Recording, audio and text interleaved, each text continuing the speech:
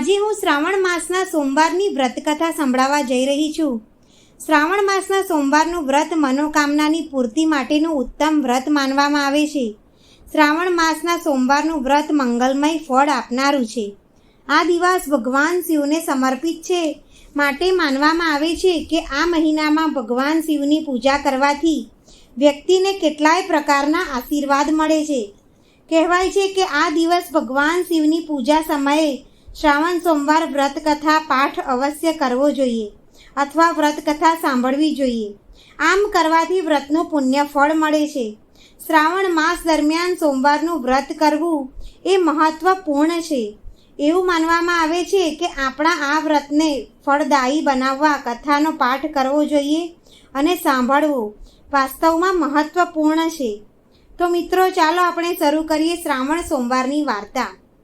એક ગામમાં એક સાહુકાર રહેતો હતો. તે ઘણો ધનવાન હતો. તેના ઘરમાં પૈસાની કોઈ કમી ન હતી, પણ તેને સંતાન ન હોવાને કારણે તે ચિંતાતુર રહેતો, જેના કારણે તે ઘણો દુઃખી રહેતો. તે સંતાન પ્રાપ્તિ માટે ભગવાન શિવનું સોમવારનું વ્રત કરતો હતો તથા ભગવાન શિવના મંદિરે જઈ દીવો કર્યા કરતો અને ભગવાન શિવ અને માતા પાર્વતીની પૂરી શ્રદ્ધા ભાવથી પૂજા અર્ચના કરતો. એકવાર સાહુકારની આટલી બધી ભક્તિભાવ જોઈને માં પાર્વતીજી પ્રસન્ન થયા અને ભગવાન શિવને કહ્યું કે આ સાહુકાર તમારો દિવ્ય ભક્ત છે અને તમારી પૂજા બહુ શ્રદ્ધાભાવથી કરે છે, પરંતુ તે બહુ દુઃખી છે. તમારે તેના માટે કંઈ કરવું જોઈએ. તમારે તેનું દુઃખ દૂર કરવું જોઈએ.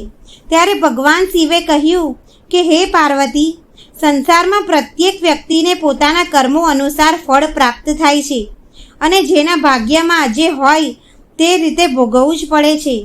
મનુષ્ય જેવા કર્મ કરે છે તેવું જ તેને ફળ મળે છે. પાર્વતીજીએ કહ્યું કે પ્રભુ, તમે સાહુકારનું દુઃખ દૂર કરો, નહીં તો વ્યક્તિ કેમ તમારી પૂજા પાઠ કરશે. માતા પાર્વતીના વારંવાર આગ્રહ કરવા પર ભગવાન શિવે કહ્યું કે હે પાર્વતી, આ સાહુકારની કોઈ સંતાન નથી. તે આના કારણે જ દુઃખી રહ્યા કરે છે. હું તેના નસીબમાં સંતાન ન હોવા છતાં સંતાન આપું છું, પરંતુ તેની આયુ અલ્પ આયુ હશે. શિવજીએ સાહુકારને આશીર્વાદ આપતા કહ્યું કે તને પુત્ર જન્મ થશે, પણ તેની આયુ 12 વર્ષની જ હશે. હવે આ વાત સાંભળીને સાહુકારને તો ના દુઃખ થયું કે ના તો ખુશી થઈ. તેને આ વાત કોઈને બતાવી નહીં. થોડા સમય બાદ અને તેની પત્ની ગર્ભવતી થઈ અને એક પુત્રને જન્મ આપ્યો. પરિવારમાં ખુશાલી છવાઈ ગઈ. ધીમે ધીમે તે બાળક મોટો થતો ગયો. તે 11 વર્ષનો થઈ ગયો. ત્યારે તે બાળક 11 વર્ષનો થયો ત્યારે તેને ભણવા માટે કાશી મોકલી આપવામાં આવ્યો. સાહુકારે તેના પુત્રના મામાને બોલાવીને રૂપિયા આપ્યા અને કહ્યું કે તું આ મારા બાળકને કાશી ભણવા લઈ જા, અને જ્યારે કાશી જાઓ ત્યારે જે સ્થાન પર તમે રહો ત્યાં યજ્ઞ કરાવજો, અને યજ્ઞ કરો ત્યારે સાધુ બ્રાહ્મણોને ભોજન કરાવજો. તેઓને દક્ષિણા પુણ્ય આપજો. મામા અને ભાંજો બંને રસ્તામાં જે મંદિર આવે ત્યાં યજ્ઞ કરે અને પુણ્યદાન કરે, અને તેઓ કાશી તરફ જવા આગળ વધ્યા. રસ્તામાં એક નગર આવ્યું. તે નગરના રાજાની પુત્રીના લગ્ન થવાના હતા, પણ તે રાજકુમાર સાથે તેનો વિવાહ નક્કી થઈ ગયો હતો. તે એક આંખે કાનો હતો અને આ વાતની જાણકારી રાજાને ન હતી. તેઓ આ વાતથી અજાણ્યા હતા. રાજકુમારના પિતાએ જ્યારે સાહુકારના પુત્રને જોયો ત્યારે તેને વિચાર આવ્યો કે એવું કરી શકાય કે મારા પુત્રની જગ્યાએ આ છોકરાને લગ્નના મંડપમાં બેસાડી શકાય. તેને છોકરાના મામા સાથે વાત કરી.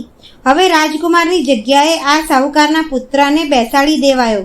દુલ્હો બનાવી લગ્નના મંડપમાં બેસાડી દીધો. અને સાહુકારનો પુત્ર ઈમાનદાર હતો.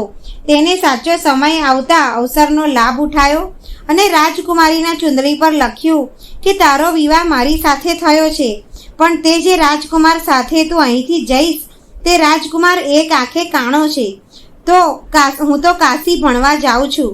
હવે રાજકુમારીએ આ ચુંદડીનું બધું લખેલું જોયું તો તેને આ વાત પર પોતાના માતા પિતાને કહી, અને રાજાએ તેની પુત્રીની વિદાય ન કરી અને જાન પાછી જતી રહી. આ બાજુ સાહુકારનો છોકરો અને તેના મામા કાશી પહોંચી ગયા અને ત્યાં જઈ તેઓ યજ્ઞ કરાયો. છોકરાની ઉંમરના દિવસે હવે જ્યારે તે 12 વર્ષનો હતો ત્યારે છોકરાના મામા યજ્ઞ કરી રહ્યા હતા. છોકરાએ તેના મામાને કહ્યું કે મામા, આજે મારી તબિયત ઠીક નથી. મામાએ કહ્યું કે તું અંદર જઈને સૂઈ જા. તે સાહુકારનો પુત્ર અંદર જઈને સૂઈ ગયો અને થોડા સમય બાદ તેના પ્રાણ નીકળી ગયા. તે મૃત્યુ પામ્યો. મામા જ્યારે અંદર આવ્યા ત્યારે તેમને ભાંજાને મૃત્યુ પામેલો જોયો.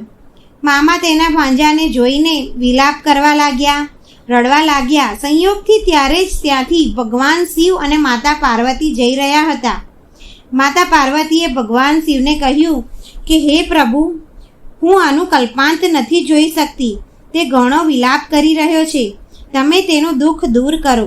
જ્યારે ભગવાન શિવ અને માતા પાર્વતી મરેલા છોકરા પાસે ગયા ત્યારે તેમણે જોયું કે આ તો તે જ સાહુકારનો પુત્ર છે. આનો તો મારા વરદાનથી જ જન્મ થયો છે. હવે તેની ઉંમર સમાપ્ત થઈ ગઈ છે. ત્યારે માતા પાર્વતીએ કહ્યું કે હે પ્રભુ, આ છોકરાની આયુ લાંબી કરો, નહીં તો તેના મા બાપ તડપી તડપીને મરી જશે. માતા પાર્વતીના વારંવાર અનુરોધથી ભગવાન શિવે તેનું આયુષ્ય વધારી દીધું. ભગવાન શિવની કૃપાથી તે બાળક જીવતો થઈ ગયો અને તેની શિક્ષા સમાપ્ત કરીને હવે તે છોકરો તેના મામાની સાથે નગર પાછો જતો રહ્યો.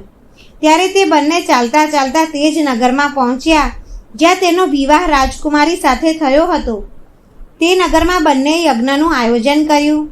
તે યજ્ઞમાં આ નગરના રાજા આવ્યા અને તેને આ છોકરાને ઓળખી લીધો. અને યજ્ઞ સમાપ્ત થયા પછી રાજા સાહુકારના પુત્રને અને તેના મામાને મહેલમાં લઈ ગયા. તેને ઘણી બધી ધન સંપત્તિ આપી તેની પુત્રીની વિદાય કરી. સાહુકારના પુત્રની વિદાય રાજકુમારી સાથે થઈ. હવે તેઓ ઘર તરફ ચાલવા આગળ ગયા. તેના મામાએ નગરમાં પહોંચતા જ એક દૂતને ઘરે મોકલીને તેમના પુત્રના આવવાની સૂચના આપી. પોતાના પુત્રના પાછા આવવાની સૂચનાથી સાહુકારની ખુશીનો પાર ના રહ્યો. તે ઘણો પ્રસન્ન થઈ ગયો. સાહુકાર અને તેની પત્નીએ પોતાને એક રૂમમાં બંધ કરી રાખ્યા હતા. ભૂખ્યા તરસ્યા રહીને તે બંને પુત્રની પ્રતીક્ષા કરી રહ્યા હતા.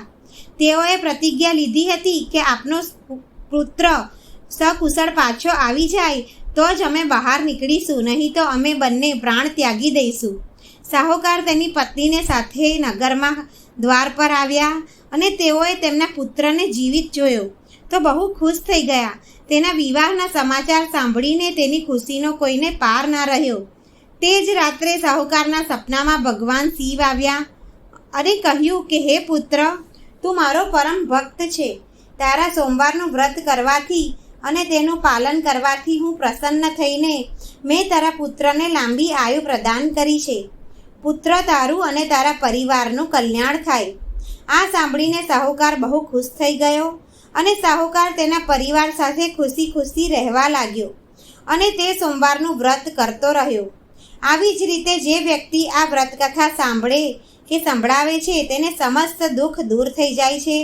આ રીતે સાહુકારે ભગવાન શિવની કૃપા પ્રાપ્ત કરી. આ શ્રાવણ માસ ભગવાન શિવ અને માતા પાર્વતીને ખૂબ જ પ્રિય છે. કહેવાય છે કે આ જ માસમાં માતા પાર્વતીએ તપસ્યા કરીને ભગવાન શિવને પ્રસન્ન કર્યા હતા. શાસ્ત્રોમાં શ્રાવણ મહિનાને પ્રેમ અને સૌભાગ્યનો મહિનો માનવામાં આવે છે. આ માસમાં ભક્તિભાવથી શંકર ભગવાનની પૂજા કરવી જોઈએ. આ માસમાં જે વ્યક્તિ ભગવાન શિવની આરાધના કરે છે તેને સુખ, સંપત્તિ અને ઐશ્વર્ય પ્રાપ્ત થાય છે.